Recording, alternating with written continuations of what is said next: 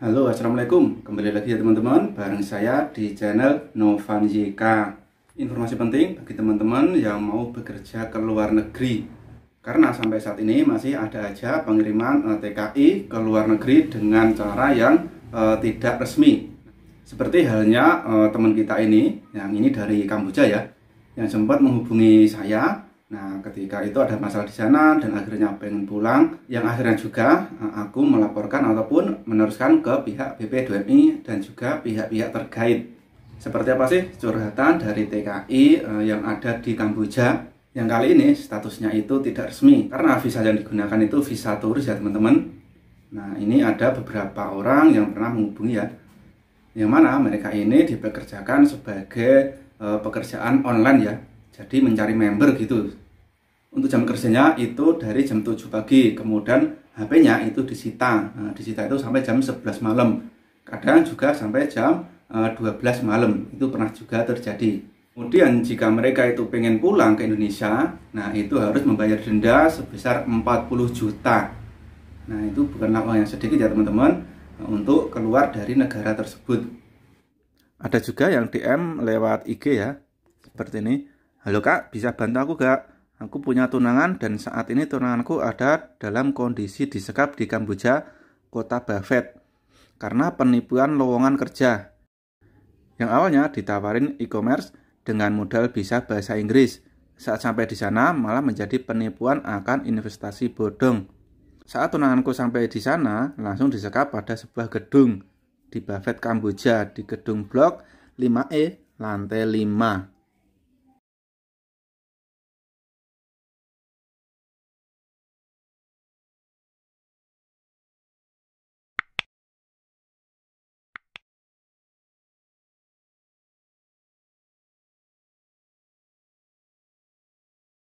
Nah, selain itu ada juga yang belakangan ini, mungkin baru semingguan itu ya, menghubungi saya dan juga mengalami hal yang sama, yaitu dipekerjakan secara online.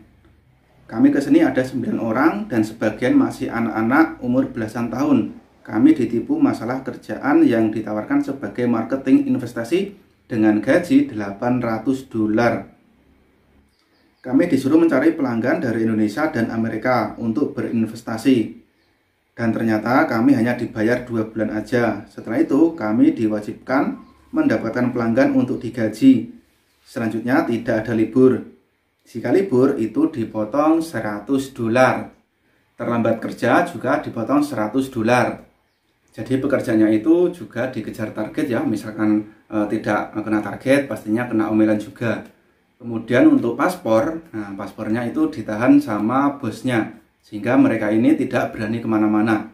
Dan untuk kasus ini, nah itu sedang ditangani juga oleh BP2MI dan juga pihak-pihak terkait yang berada di Kamboja juga ya. Dan untuk melanjutkan proses ini ternyata tidak mudah ya teman-teman, harus melalui beberapa tahap ternyata. Jadi TKI yang terkena masalah itu harus mengadu melalui email ataupun nomor telepon ke BP2MI. Kemudian dari pihak BP2MI akan melanjutkan ke perwakilan di Kamboja. Dan tentunya ini juga memakan waktu yang tidak sedikit ya teman-teman. Tidak langsung sekarang lapor, besok langsung bisa pulang ke Indonesia. Jadi harus melalui bertahap. Jadi bagi teman-teman yang mau pergi ke luar negeri ataupun bekerja ke luar negeri, nah itu harus selalu waspada dan hati-hati. Jangan mudah tergiur dengan janji-janji calo. Apalagi itu tidak tahu kejelasan dari PT ataupun agensi yang mau membawa ke luar negeri. Jangan sampai terjadi hal-hal yang tidak diinginkan.